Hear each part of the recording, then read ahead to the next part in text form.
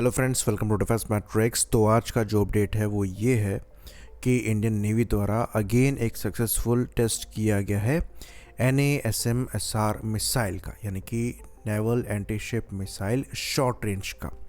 तो ये मिसाइल हम पहले से टेस्ट करते चले आ रहे हैं, लेकिन इस टेस्ट की खास बात ये थी कि ये पहला सेल्वो लॉन्च था इन मिसाइल सिस्टम्स का, यानी कि एक बार में 2 मिसाइल लॉन्च करी गई हैं।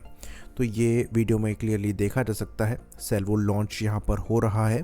तो ऐसे हेलीकॉप्टर एक बार में ऐसी 2 मिसाइल कैरी कर पाएंगे, तो कंप्लीट लोड आउट के साथ यहाँ पर आप कह सकते हैं कि टेस्ट हुआ है।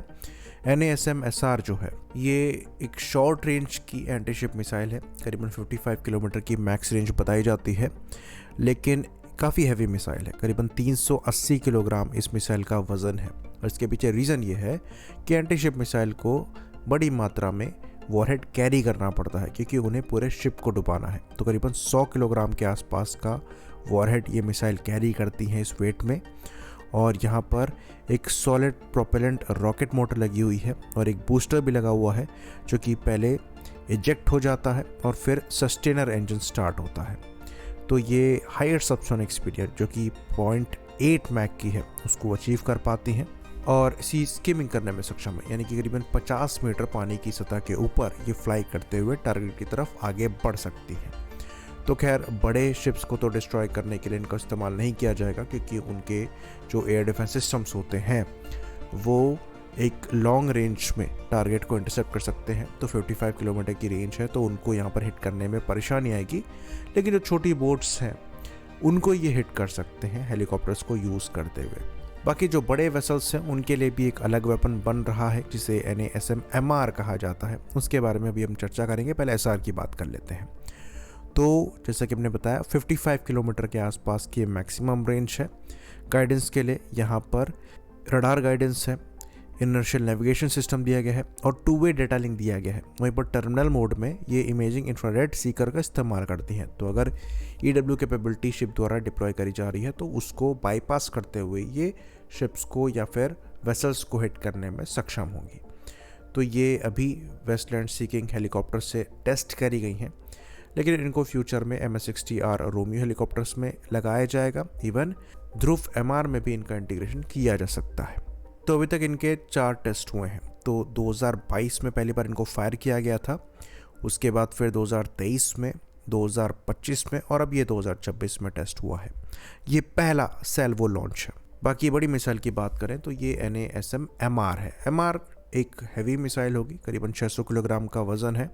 वहाँ पर वॉरहेड भी 150 किलोग्राम के आसपास का कैरी किया जाएगा और वहाँ पर आपको रेंज मिलेगी अप्रॉक्सीमेटली 300 से 350 किलोमीटर्स की। और उसको मेनली फाइटर प्लेटफॉर्म्स लॉन्च करेंगे, शिप्स लॉन्च करेंगे और सबमरीन लॉन्च करेंगे।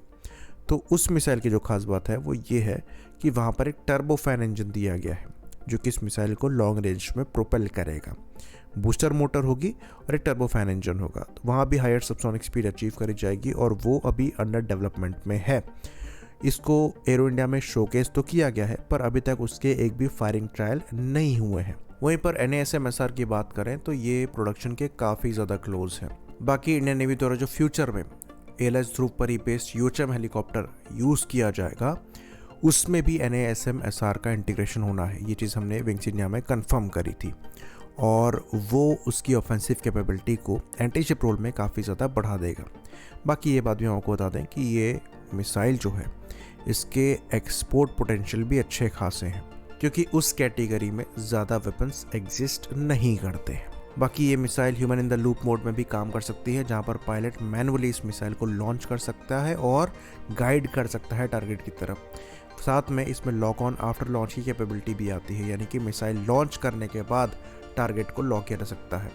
और क्योंकि ये 2-वे डेटा लिंक के साथ आती है, इसलिए ये टारगेट की इमेज को भी रिले कर सकती है, ताकि टारगेट किल जो है उसको कंफर्म किया जा सके।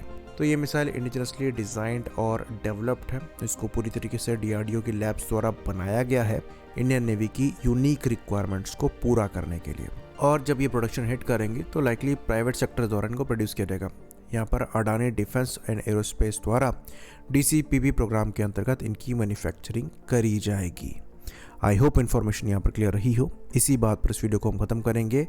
लाइक करिए, सब्सक्राइब करिए। जय हिंद।